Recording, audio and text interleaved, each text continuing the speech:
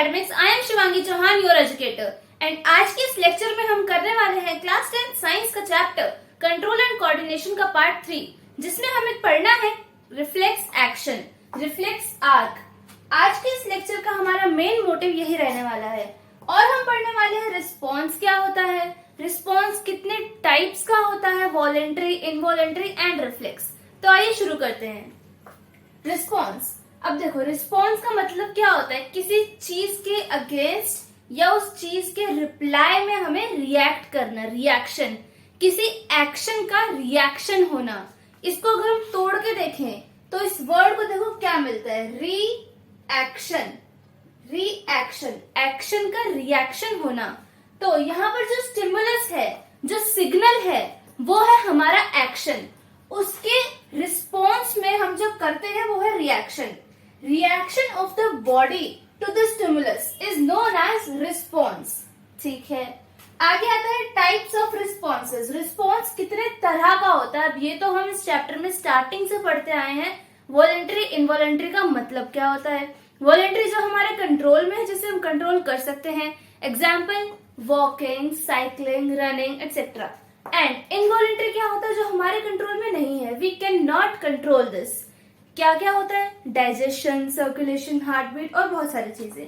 फिर आता है रिफ्लेक्स, यही हमारे क्लास में आज मेन टॉपिक रहने वाला है। रिफ्लेक्स एक्शन क्या होता है, रिफ्लेक्स आर्क क्या होता है। तो सबसे पहले तो आप इसका स्क्रीनशॉट लो। ठीक है, आई होप आपने इसका स्क्रीनशॉट ले लिया है।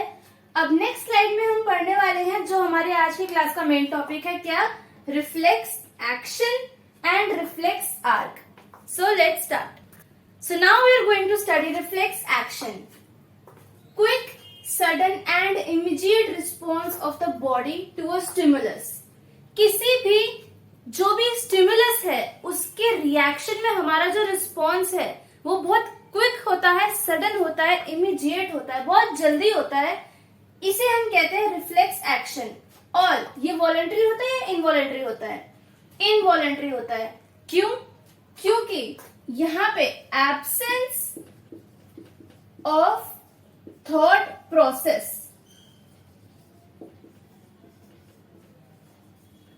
एब्सेंस ऑफ थॉट प्रोसेस होती है। क्या मतलब है इसका?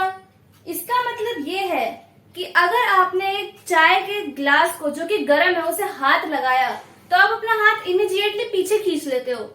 क्यों? क्योंकि आपकी बॉडी में रिफ्लेक्स एक्शन हुआ, सिग्नल मिला कि ये गर्म है, यहाँ से हाथ हटाना है वरना हाथ जल जाएगा।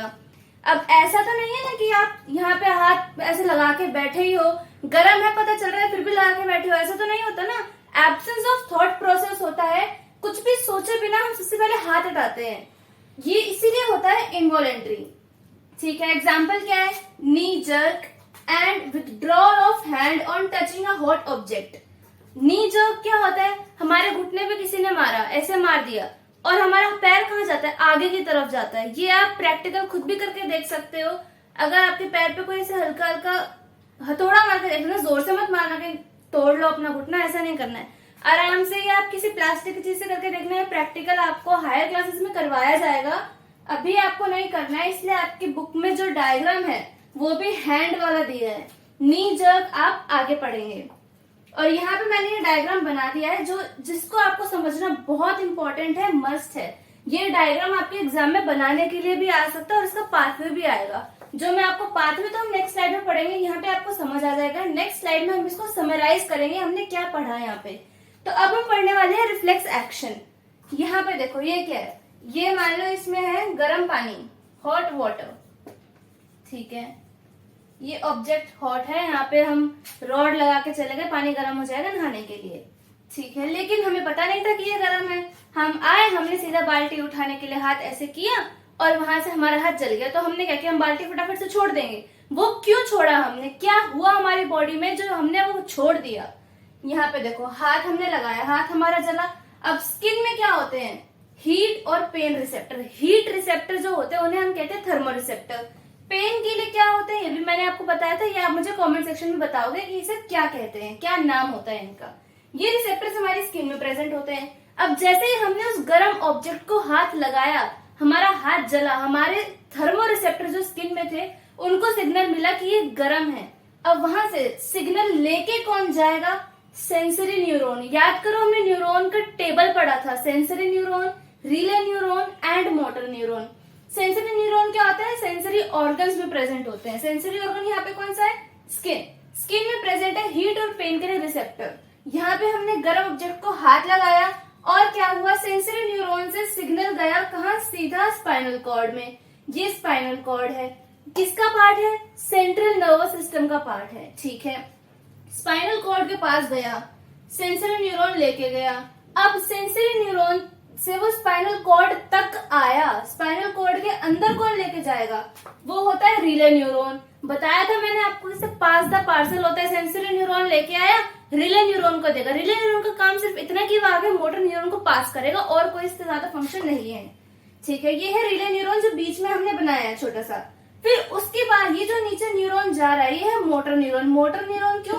क्योंकि ये आगे उस मसल से अटैच होगा जिस मसल को मेन सिग्नल जाना है, जिसकी वजह से हम अपना हाथ हटा लेते हैं पीछे।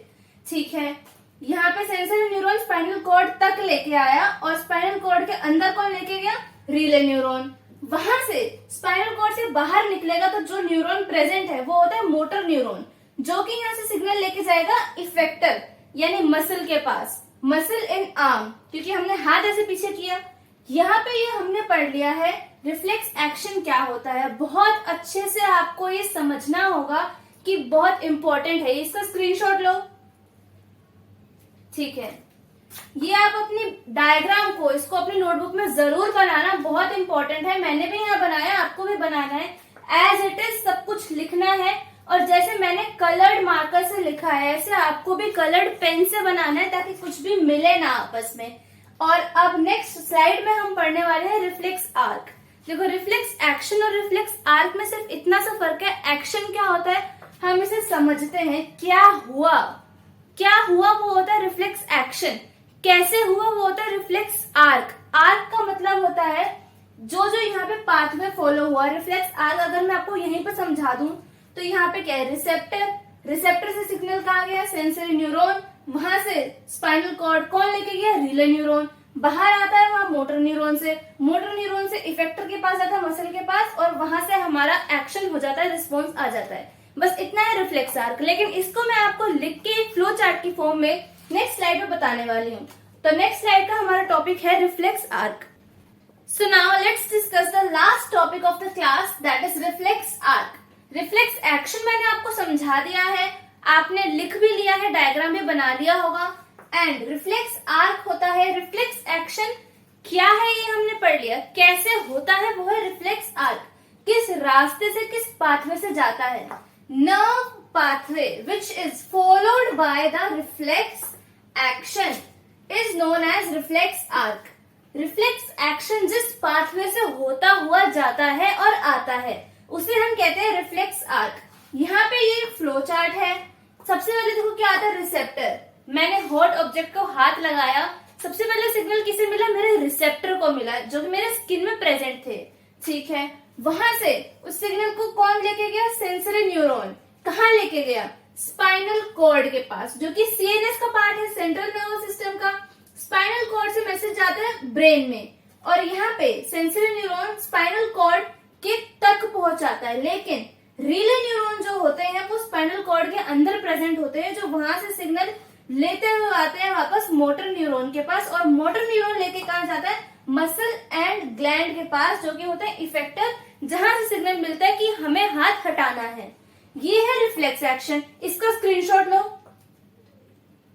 ठीक है, यहाँ पे हमने आज की क्लास में, बहुत छोटी सी क्लास थी, हमने पढ़ा रिस्पॉन्स क्या होता है। किसी भी स्टिमुलस के अगेंस्ट जब हम रिएक्शन करते हैं वो होता है रिस्पॉन्स। ठीक है, फिर हमने पढ़ा टाइप्स ऑफ रिस्पॉन्सेज क्या होते हैं। वॉलेंट्री जो हमारे कंट्रोल में है, example walking, cycling, running etcetera. And involuntary आता है जो हमारे कंट्रोल में नहीं है, we can not control them, example circulation, heart beat, digestion etcetera. And reflex में हमने पढ़ा रिफ्लेक्स एक्शन क्या होता है। Quick, sudden and immediate reaction to the stimuli is known as reflex action. ये वॉलेंट्री होता है, इनवॉलेंट्री होता है। क्यों? क्योंकि यहाँ पे एब्सेंस ऑफ थॉट प्रोसेस होता है। थॉट प्रोसेस, कुछ भी सोचते नहीं है हम, ये सीधा हो जाता है। मतलब अगर हमने गर्म चीज को हाथ लगाया तो हम ये नहीं सोचेंगे कि हमें हाथ हटाना चाहिए या नहीं, हम सीधा हाथ हटा लेंगे। इसलिए यहाँ पे होता है एब्सेंस ऑफ थॉट प्रोसेस।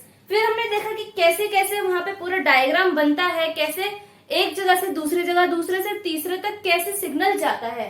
फिर हमने देखा रिफ्लेक्स आर्क क्या होती है, वो नर्व पाथवे होता है जिसे रिफ्लेक्स एक्शन फॉलो करता है, ठीक है। और यहाँ पर मैंने आपको ये फ्लो चार्ट समझाया, रिसेप्टर से सेंसरी न्यूरॉन, वहां से स्पाइनल कॉर्ड में रीजन न्यूरॉन्स प्रेजेंट होते हैं, वहां से जाता है मोटर न्यूरॉन के पास, मोटर न्यूरॉन से मसल और ग्लैंड के पास पहुंच जाता है, जहां पे रिस्पॉन्स होना होता है, जहां पे रिएक्शन होना होता है। तो आज की इस क्लास के लिए बस इतना ही था। आई होप आप इस सब को बहुत अच्छे से साफ सुथरे तरीके से अपनी नोटबुक में लिखोगे, डायग्राम बनाओगे और इस सबको एक बार फिर से समझो। तो आज के लिए बस इतना ही था। ये क्लास छोटी जरूर है लेकिन ये टॉपिक बहुत इंपॉर्टेंट है, जिसे आपको कम से कम 2 बार तो जरूर देखना है, तभी आपको ये क्लियर हो पाएगा। And let's wind it up. इस सब का आपने स्क्रीनशॉट ले लिया है, इसे अच्छे से लिखना, रिवाइज करना, एनसीईआरटी को इग्नोर मत करना। और ये जो लाइन मैंने लिखी है ना, यहाँ पिछली स्लाइड में लिखी थी एब्सेंस ऑफ थॉट प्रोसेस, उसको अपनी एनसीईआरटी में ढूंढ के हाईलाइट कर लो, अंडरलाइन कर लो, क्योंकि ये बहुत इंपॉर्टेंट है।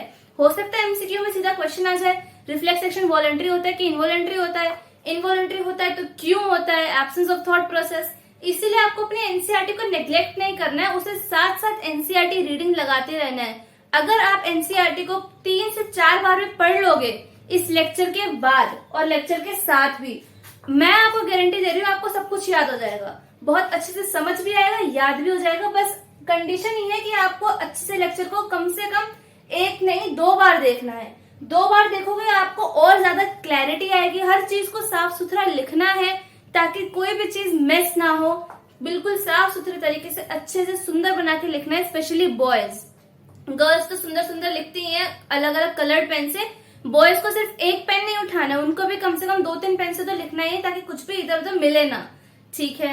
And I am Shivangi Chauhan, I will see you in the next video. Video अच्छी लगी हो तो लाइक एंड शेयर जरूर करना। कोई भी डाउट हो, किसी भी तरह की पढ़ाई से रिलेटेड, आप कमेंट सेक्शन में लिख सकते हो, मैं आपके सारे डाउट्स का आंसर करूंगी। And do subscribe to this channel, जिससे कि आप कोई भी क्लास की नोटिफिकेशन, कोई इन्फॉर्मेशनल शॉर्ट की नोटिफिकेशन मिस ना करो। Okay, so I am Shivangi Chauhan and I'll see you in the next video. Till then, stay tuned to this channel, SRC Academics.